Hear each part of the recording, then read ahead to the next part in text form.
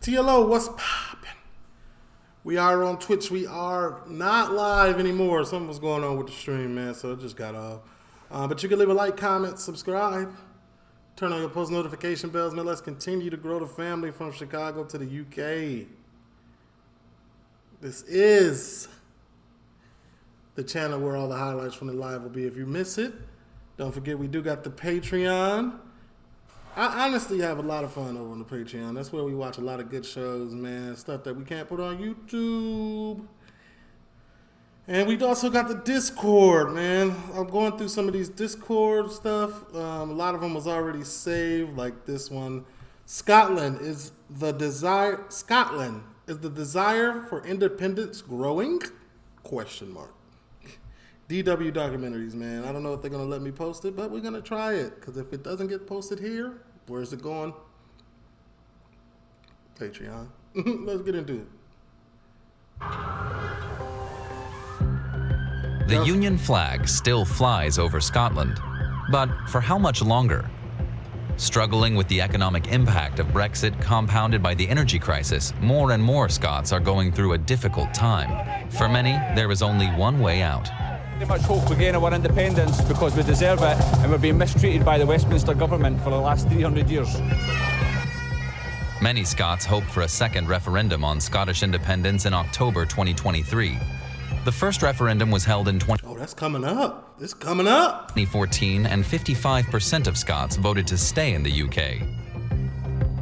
Heartbroken. It felt like somebody had died.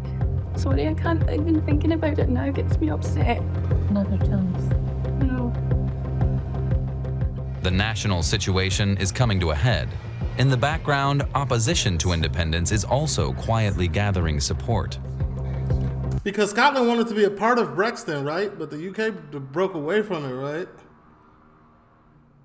Or they wanted to be a part of the is I'm saying that right?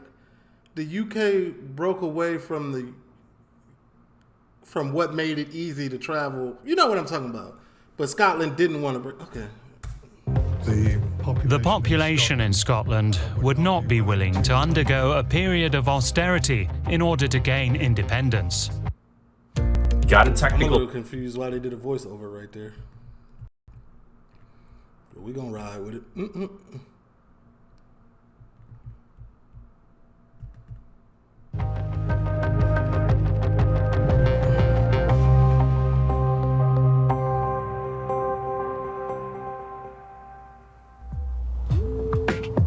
We're in Forfar, a small town about 100 kilometers north of Edinburgh. It's far removed from the politics. I want to let y'all know, Scotland, this is a big decision, too, for me as well. You know, I didn't have to go through all the other stuff, but, you know, I'm gonna have to dedicate a portion of this also. You know, I'm a UK reaction channel now. If y'all leave, I'm gonna still cover y'all stuff, but y'all just gonna have to remind me more often. Of Westminster. Sandra McPherson is out shopping. I'm on y'all side. She's heading for a social supermarket set up 3 years ago. The concept is to sell expired or rejected goods to the socially disadvantaged at lower prices. Sandra's marriage collapsed during the COVID-19 pandemic. How? Now she's a single parent and retraining as a beautician. She needs to save money wherever she can.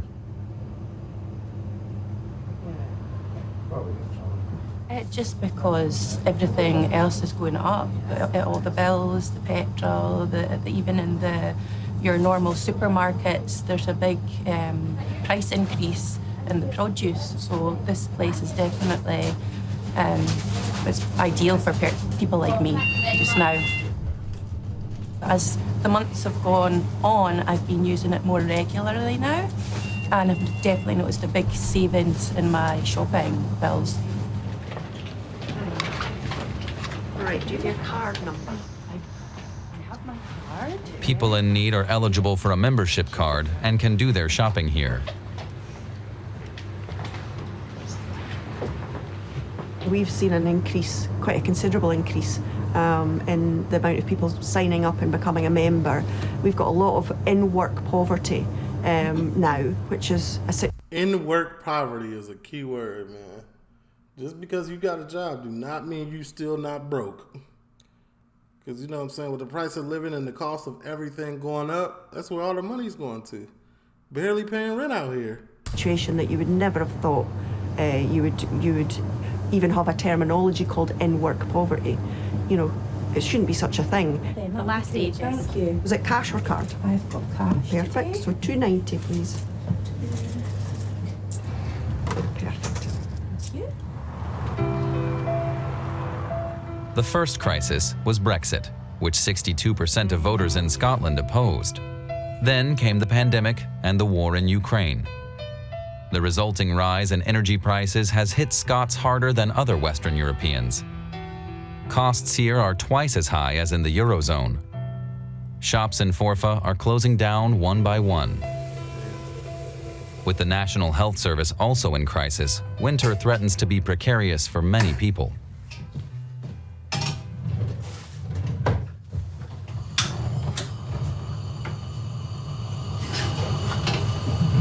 It can be pretty scary.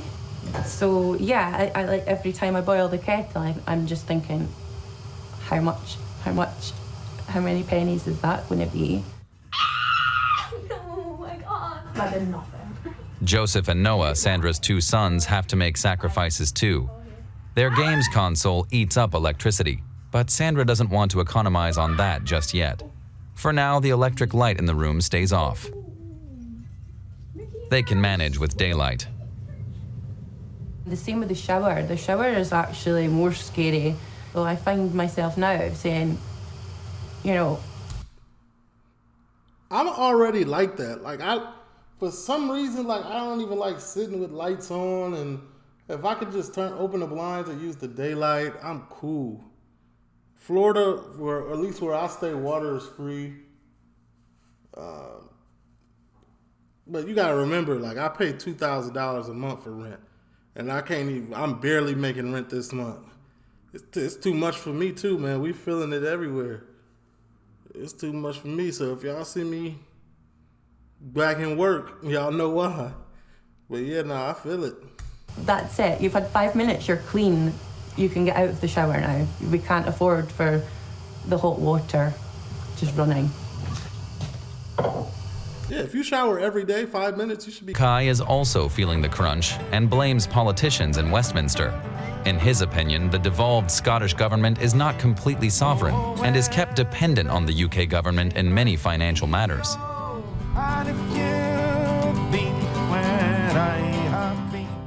Neil is rehearsing some songs with his friend Henry Riley. Westminster system it's unreformable. It can't be changed from within, so it needs to be smashed up. Scotland's a great country, it's a great society, but people need to be empowered. So that basically what we've done is set ourselves the sort of mission statement of hosting regular marches, mass mobilisations for independence every year until independence is won. So that's the task. They're about to perform in Glasgow city centre. They're scraping a living as buskers. The weather looks all right as well. Hopefully it stays kind of dry anyway. That's perfect. Neil Mackay is divorced with 2 children and has to pay maintenance. He's looking for a job, any kind of job. Until he finds one, he hopes to make ends meet singing traditional folk songs about Scottish heroes. Wonder how that's working out. He also runs a pro-independence organization, all under one banner. The next big demonstration he has organized is the day after tomorrow. He checks the news online and sees one conservative newspaper headline, Edinburgh to be plagued by extreme nationalist march demanding an end to London rule. There is pressure. I mean, I'm the founder of the organisation. I do have my name to this procession, so it's my name on the paperwork. And the authorities always try and, you know, if you're inexperienced, they try and put pressure on you, so it's all on you. Like, everything goes wrong, anything is your fault. Speaking of Scottish, I tried a Mars bar. I tried a deep-fried Mars bar. Amazing. Anyway.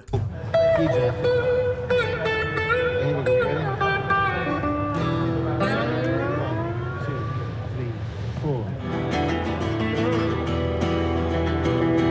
Oh yeah, Joe, come out's my name, London here, London here. Scottish First Minister Nicola Sturgeon and her Scottish National Party, the SNP, have announced a second referendum on Scottish independence on October 19, 2023. At the time of filming, a judgment from the UK Supreme Court was pending on whether a second referendum could be held without the British government's consent.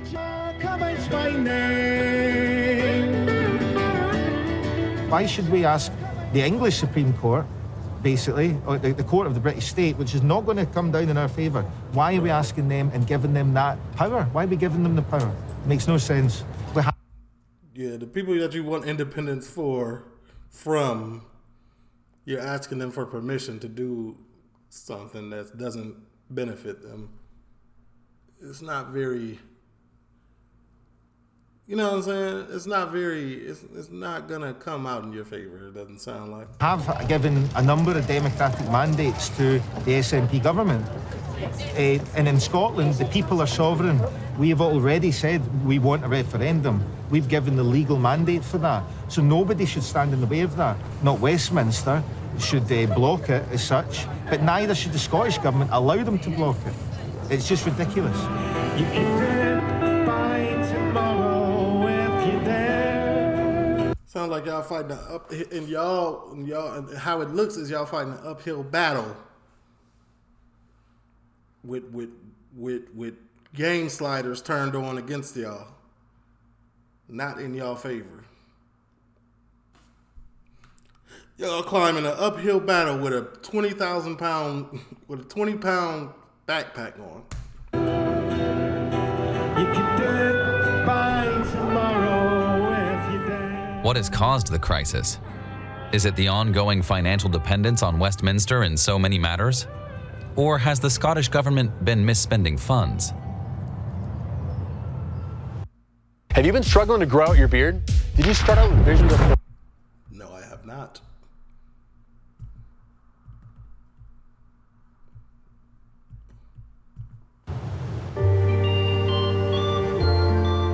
We travel to Stonehaven, a little farther north up Scotland's east coast.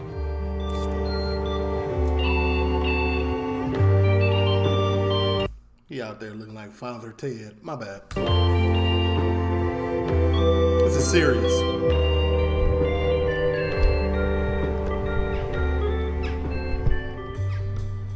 Alan Sutherland, who retired over a year ago, is opposed to the Scottish government's plans for a new referendum. As a former IT manager, he advised companies and sold software worldwide. He's earned himself a comfortable nest egg for his retirement, which he can now enjoy with his German wife, Regina Erich. They don't have to worry much about the cost of living. My main argument against independence is that the independence that is being proposed and the build-up to it and the activities of the SNP to get here are not what Scotland needs. Independence has got to work. We've got to be successful getting it, and they haven't proved they can do that. Besides gardening, Alan has taken up a new hobby.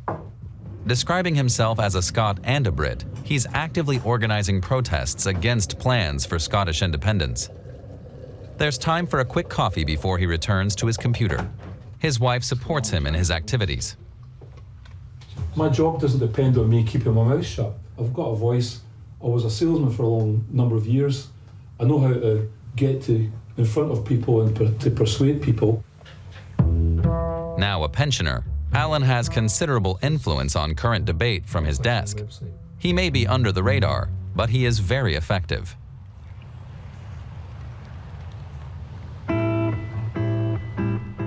We head back to Forfa, home of many supporters of Scottish independence. Sandra is one of them. They feel they've been hung out to dry by the government in Westminster, an impression exacerbated by the current crisis. You like a little sugar with yours, don't you? We started marching, I think, in probably 2017, 18. So yeah, since then. Sandra follows the All Under One banner movement on Facebook and reads about the march in Edinburgh. We follow them and look for notifications of where the next marches are going to be held. But first, it's time to look at the gas meter.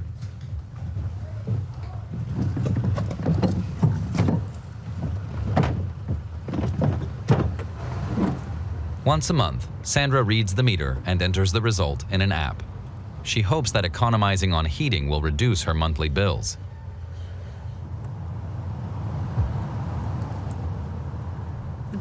I don't think you could do all this in the US. I don't even know we could check a gas meter. People are having to make the choice whether they can eat or heat their homes. Basically, they're having to make a choice, and in my case, that's hood politics, man. I remember them days. Well, which bill can we pay? Which bill can we live without paying? Which bill can we live with? Which bill attached to which appliance can we live without? Obviously I have growing children, so I have to make sure that they eat. So my priority is to make sure that they are fed, and then for the heat, we'll just put on more layers to stay warm in the house. They have to be aware, but at the same time, they're young. They don't have, they shouldn't have to be worrying about things like that. Hey, that's a W dip, my boy. I like that technique. Hold on, go back. They don't have, when you dip it and you swirl it, what's that, a shortbread cookie? They shouldn't have to be worrying about things like that. Bills and... That was a good dip, my bad. Energy prices and things. I'm pretty fine with it if it's causing less money. It's W kid. One day before the pro-independence march, Neil is packing the van in Glasgow with his fellow protesters. Bruno and Lynn are also members of All Under One Banner. That box we put in, so it's right beside the door. Right, I'll take another one. Calm down, don't over. They need a PA system, sound equipment, and a mobile stage. All of it has to be set up in Edinburgh tomorrow morning.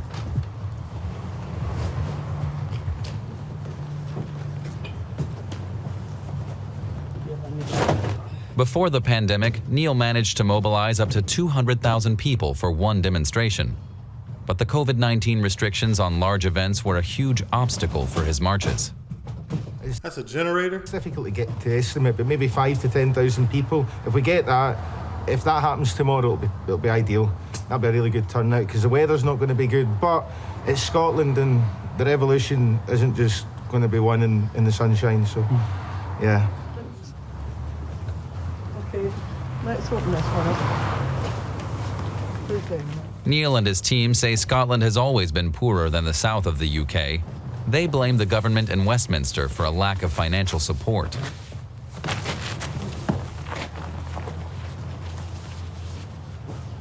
The Tory party are keeping the money for the rich people. The rich get rich and the poor get poorer. And that's what we're saying, make poverty history. It's the story of the world. Rich get rich, the poor get poor. We're sick of being skint. We're absolutely sick and tired of being skint up here. Scotland is rich in assets for fuel. We have all the modern used renewables, wind, water. Of course, we have the oil. They tell us that the assets off the Scottish coast have been exploited by British companies for decades, with practically nothing left over for the Scots. So in the UK, the myth is that Scotland is subsidised by England. But if you look at the statistics, it's Scotland that subsidises England. It's the other way around. So it's a colonial situation. It's a parasitical situation. So why should we be supporting the people of England in a union which doesn't serve the people of Scotland? It makes no sense. Well, but we can talk about it. So the people in Scotland think they're just being used and leeched off. There's absolutely no benefit for Scotland to be a part of the UK. After packing the van, Neil has a look online, as always. The debate is coming to a head there, too. Neil has his eye on one particular website, Scotland Matters, an influential body run by pro-unionists who oppose Scottish independence. It's a total contradiction, Scotland Matters, because for these people, Scotland doesn't matter. They like to make out, the ones that are against independence, that it's all Nicola Sturgeon's plan, it's her quest to get it done.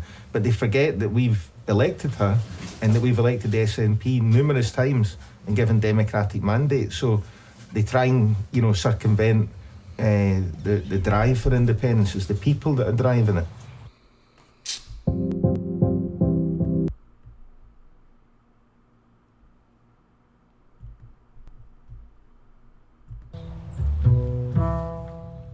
But obviously not all people. The Scotland Matters website is Alan Sutherland's work. He's noticed how support for independence has been increasing in recent polls.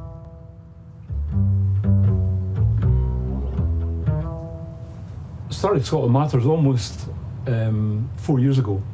The vote for the pro-UK parties has gone down, so our idea was to try and get beyond the bubble of people. There's a core of maybe 300,000 or 400,000 that really know what's going on, are in some way involved. So the whole our thing was to start informing people of the pro side, the arguments. Alan designs campaigns for social media, cartoons and memes to caricature the broken promises of First Minister Nicola Sturgeon, such as failing to deliver on climate targets. Man, I be feeling like a lot of politics is just... Politicians are like... Not all of them, but politicians are like a thirsty dude telling a chick what they want to hear. Just to get where they want to get what they want out of you. And then, not following through. Not following through. I feel like it's a lot of that. We've got a cartoonist to draw them. There's some social media sites like UK Union Voice, United Against Independence, No to Scottish Independence, a lot of good social media Facebook accounts. So we send our images out to all these Facebook pages and they share them. Before the last Scottish Parliament election, Alan launched a poster campaign showing the titanic failures of the First Minister. Slogans were plastered all over constituencies where the SNP's majority looked precarious. Education policy failures were also lampooned. After all, the condition of schools is also a matter for the regional government, not London. We had an impact on a few of the seats. There was a tactical voting campaign to vote against the SNP, and because they will come back and say, this is a mandate for another referendum, which is what they did do. So what we did was put out material saying they've screwed up Scottish education, the NHS, all this devolved powers they have, they're not using them well. Don't vote for them. Vote for anybody. Indeed, the long-governing SNP was unable to regain its absolute majority and can now only govern in cooperation with the Green. Man, just in general, not just for this situation, a lot of people in power, or people with majority vote, or people in power. I have to say this, man. People in power are people in positions of power and people that control a lot of what's going on in the world. They always doubt the strength of the people. The will of people to overcome.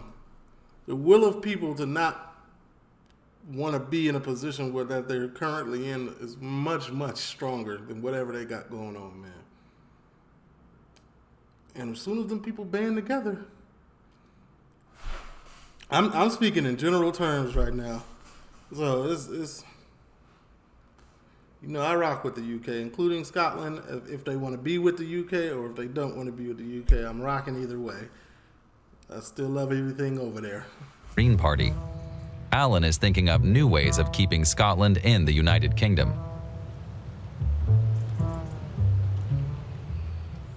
The next day, Sandra sets off on a 2-hour drive to the capital with Noah and Joseph. They want to join the pro-independence march.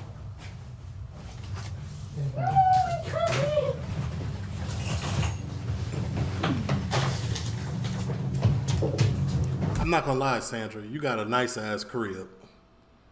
You could downsize if you want to save some money, but who wants to do all that? It'd probably take way more money to move than just make corrections, but that's a nice house. Like, look at this. You got the stove with the hood on top of it. And this, if I'm looking at this correctly, this is an electric stove, so why does it need a hood over it? This is nice. A nice kitchen there. I don't know what the rest of the house look like, but the kitchen is nice.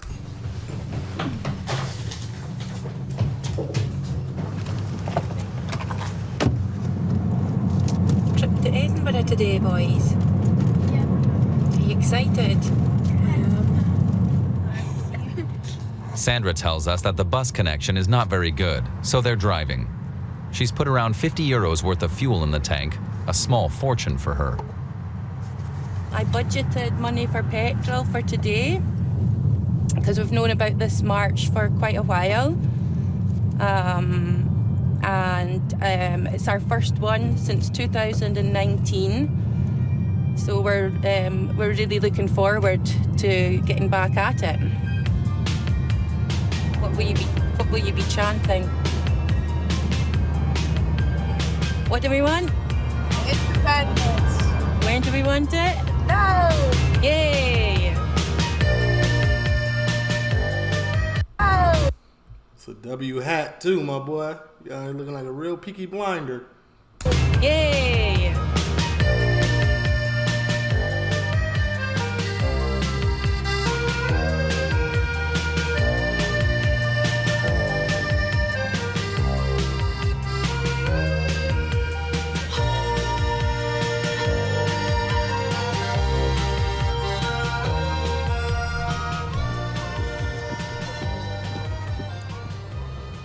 Back in Stonehaven, Alan and Regina are also on their way, but to a different event.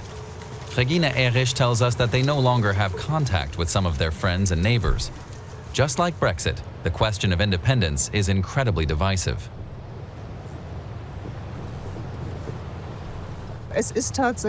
In my opinion, like Brexit, the question This is beautiful. of independence is incredibly divisive.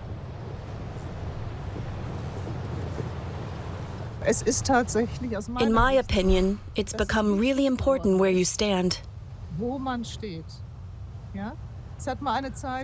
There was a time in Germany when it was important to know whether people were Catholic or Protestant.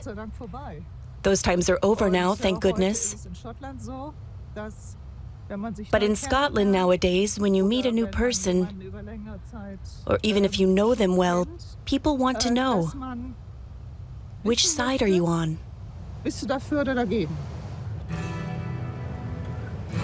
They're meeting fellow campaigners from Scotland Matters. All of them are against leaving the UK.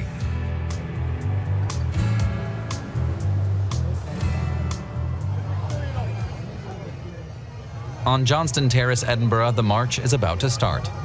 Neil is handing out the banners for people to hold up during his all... I can honestly, from the outside looking in, see the pros and cons of staying. Personally, I'm not gonna say which I think outweighs each one, but because I'm on the outside looking in, I don't quite understand the severity of the situation for some people, and I don't want to offend nobody, but I see both sides of the same situation. All under one banner march.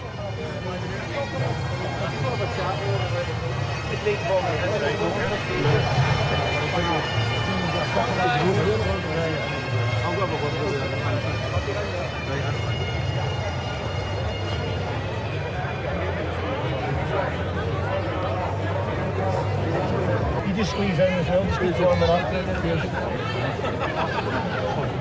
The weather's great.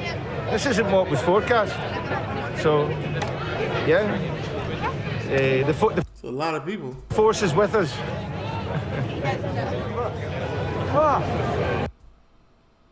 Looking about to see how many of us. We never wanted to leave. We voted yes to stay in, but we were taken out by England. So we went back. You can stick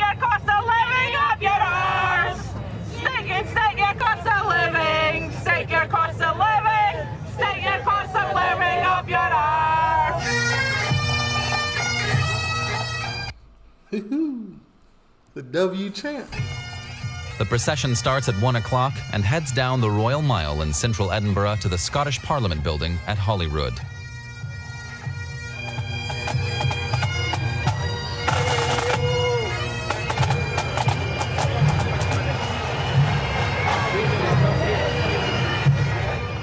Neil documents it all for the social media account of his All Under One Banner movement.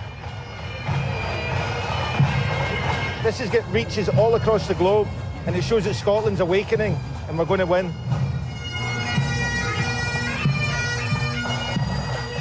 Neil estimates that there are about 7,000 marchers. Undeterred by rail strikes and traffic jams, they've traveled from all parts of Scotland. With consistency, you can achieve anything. Consistency, determination, and an unwavering will. You know what I'm saying? So I'm, you know. These gentlemen are attending a family celebration at the classy hotel behind them. They won't be joining the march.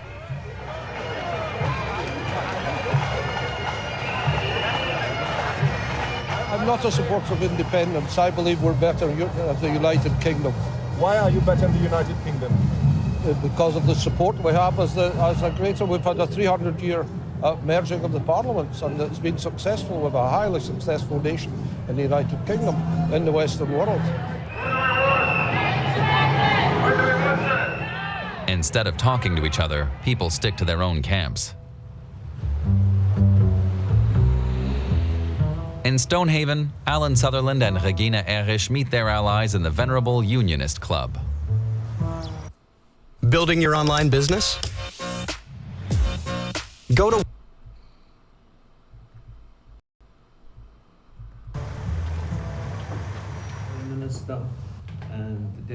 They join Barney Crockett, Labour politician and former mayor of Aberdeen, and Mark Openshaw, Alan's partner at Scotland Matters.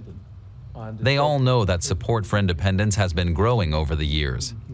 Current polls indicate that a slim majority would now vote yes to Scottish independence. What if, that's okay, so what if Scotland gets their independence, right? And for that bleak moment where they got to apply to get back into to Brexit, or what is it called again? When they get, the thing that British is the UK is no longer a part, they got to apply to get back in there. What if somebody like wages some type of attack on them during that time where they have no allies? Is that like a possibility? I could sound very ignorant right now, but is that like a possibility? To get their resources, to get their whatever is valuable out of that area, like whatever ports are valuable, whatever they can get up out of there, whatever they would want to get. What if somebody like does that? Is the Scottish Army strong? I don't know. I'm asking. I'm being serious. Like right now they're with the UK. Together they're probably strong, but like independently, is it strong? There's 30% of people in Scotland are unchangeable no, 30% immovably yes, and it's the people in the middle we need to be getting at. We need to be trying to convince these. By our side, you mean the people that are already thoroughly opposed to separation? Yeah. The group need to find convincing arguments to disprove those of the pro-independence movement, such as the claim that only British firms and not the Scottish population profit from Scottish energy resources. It wasn't just Scotland's oil. Scotland was part of the UK. It's the entire UK's oil. If there was separation from the UK, in my view, there was still a lot of revenue to be had from oil or wind energy. There would have to be a huge negotiation. And if you think how much trouble it was to sort out Brexit, that sort of. Like hypothetically speaking, if they got their independence, they would have to apply to get back into whatever Brexit, like what Brexit was. They would apply to get back into that umbrella of help. You know what I'm saying? What if the UK just decided to like, okay, now we don't have y'all oil. Okay, now let's go to war about it then. What if they decided that? What would happen? Like hypothetically speaking, because I'm unsure if can it happen or Is that a worry or what? Negotiation would be massive. They hope to convince undecided voters with their arguments in presentations, newsletters, and on social media. Yeah, I mean, I think where I come in is negotiation. What did they just point that gap between the harsh realities that Mark's speaking about. Our population is aging quicker than the rest of the UK, and this puts an enormous, again, additional strain on public funding. So it is almost inconceivable to come up with a feasible plan, or a feasible plan that doesn't entail enormous sacrifice in the early decades of independence. In Scotland, that's never the case. They know they can't sell it if they say it's going to be hard. So they have to say, well, no, it won't be hard. It'll be very easy. So it will have to just be based on emotion and ignore the figures. It'll all be fine.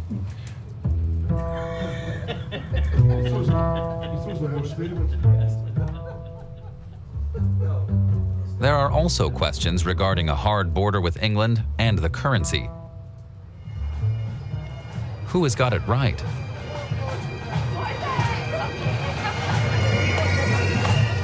After getting stuck in traffic, Sandra and her children just make it as the march draws to a close. It's an expensive family outing, but she says it's all been worthwhile.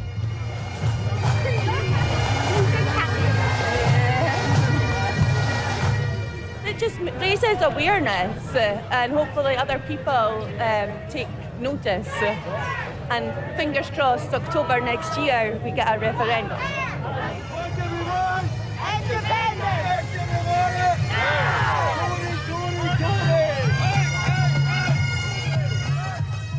While the tail end of the demo is still marching, musicians Neil and Henry set up in the tent next to the stage. They're glad of the chance to perform their songs, traditional pieces about Scottish freedom fighters, as relevant as ever for them. Finally, they're getting to play to a larger audience. Yeah, it's quite a big one. Yeah, quite a big one today. So a wee bit nervous, but not very much. It's fine. The fighting movement is prepared to take whatever it takes to win independence. That's what we're about. On the streets. The day is a success for nationalists. But shortly afterwards, the Supreme Court rules that the Scottish government cannot hold a referendum without the consent of the British Parliament. The SNP has declared that the next UK general election will be a de facto referendum for Scottish voters, but it will not be held until 2024. You can't sleep.